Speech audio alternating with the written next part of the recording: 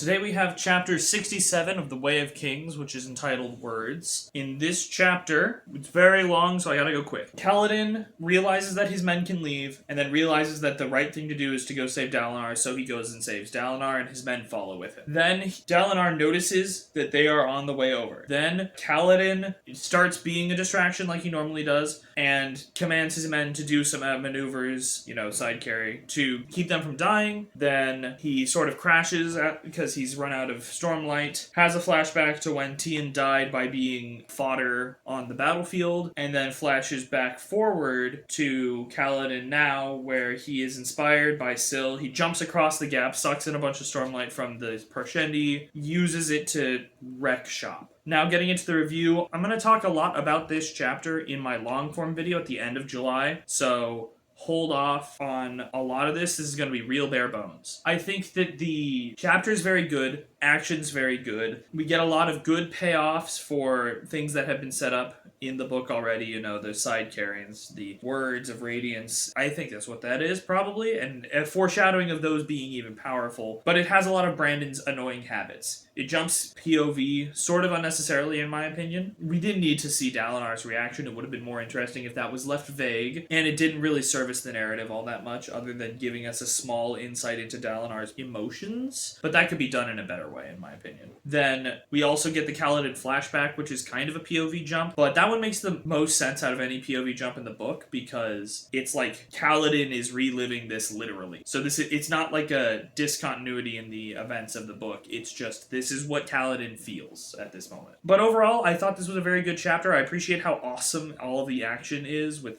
so many different details. I'll get into it in the long form video. But yeah, I like this chapter a lot, and I'm excited to see what happens next chapter, and how hopefully Kaladin's gonna just kill a bunch of guys and it'll be awesome. Don't tell me if that's not the case. But if you are excited to see my reaction, you should Like and subscribe now!